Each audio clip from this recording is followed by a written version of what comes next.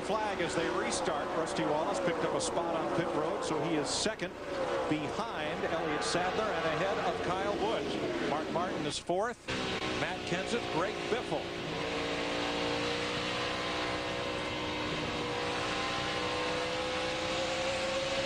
I believe there's something wrong with that 29 car, Larry. I mean, he is backing up like he's got some kind of problem. Kevin Harvick had just been lapped about 5 laps before this recent caution flag.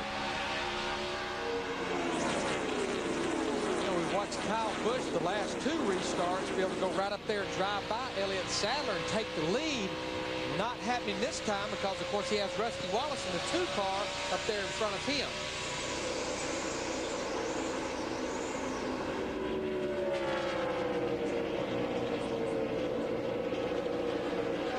In 11th place.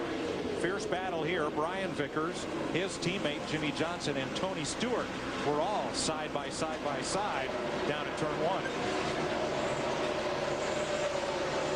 1. Casey Mears, the 41, a lapped car.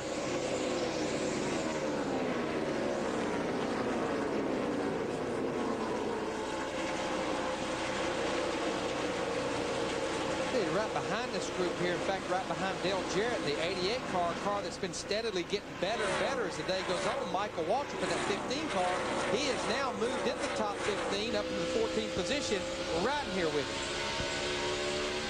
That car didn't look all that great on the early going, but they have made some good adjustments on that bad boy. And she's lap car 41 will be stuck up on the high side here in front of us. You see him, 41 up here. Matt's in Michael's pit. Mike, to fix the radio issue back on lap 117, he went to a second radio. Now, Michael says the car is great on the get-go, but it's almost too good because then it gets tight near the end of the run. So, Tony Eury Jr.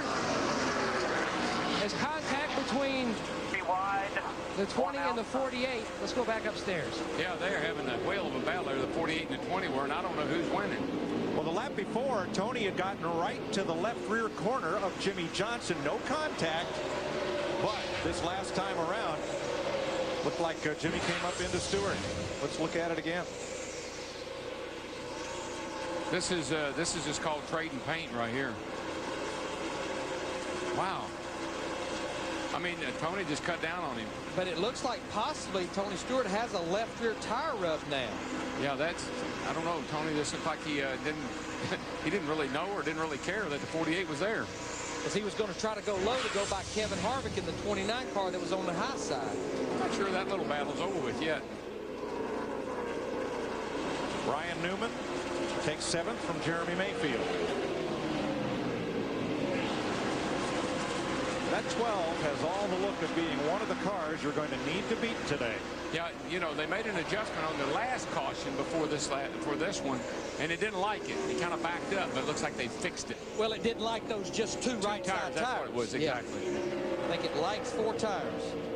As we watched all this, Kyle Busch has moved back into second ahead of Rusty Wallace, and Greg Biffle has taken 4th from his Roush Racing teammate Mark Martin.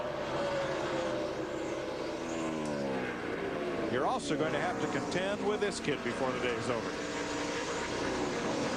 I tell you what, that 48's after that 20. I mean, he's got the look of, I'm going to get you back.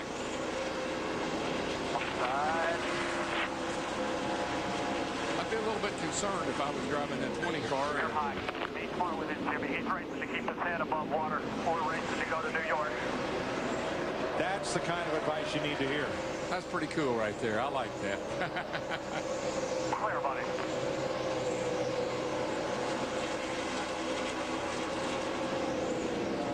This is for 11th place, but the stakes are higher. Back on lap 41, Stewart got just the least little bit into the back of Johnson's teammate Jeff Gordon, and Gordon's car went into the wall and out of the race. And that's why you have to have a crew chief and a team that pulls you back in a situation like this. We talk big picture, and that's a guy that's thinking about all the way to the end of the season, not just this one moment. I think who's really trying to do the common effect on Jimmy Johnson in the 48 is his spotter, Chris Osborne. That sounded like him because he can see all of this going on from where he's perched above us. Johnson keeps working it and working it on the bottom of the racetrack. He can get alongside Stewart, but he can't get past him. On the left of your screen, third place battle as Greg Biffle continues to march forward. But the problem with what's going on with these guys doing this battle is finally Jimmy Johnson clears him. They're running 25 flat. Our leader up there is running mid-24s. They're losing a lot of time to our leader right now. There are the leaders with Elliott Sadler out front. Steve? Mike, on the last pit stop, Greg Biffle and Rusty Wallace both elected to take 4 tires, and both had no other adjustments to their race cars.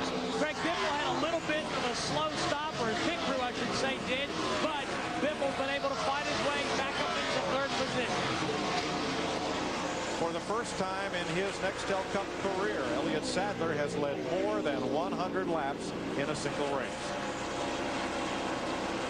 I talked about it earlier. I talked to Todd Parrott, his crew chief, this morning, and you could just see, feel, and hear the confidence they had with this race car that was so good at Lowe's Motor Speedway, and the fact that they unloaded it here and basically made no adjustments during those 2 practice sessions yesterday. They're good.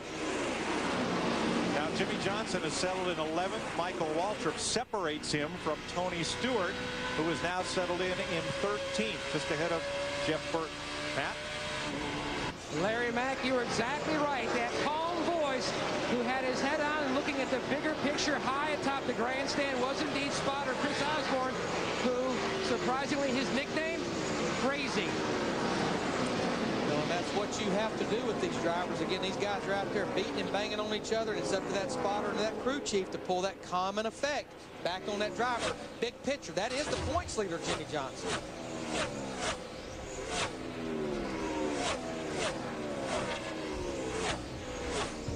Elliott Sadler has now led more than half of this race so far. The driver from Virginia has been out front for 116 and 228 laps.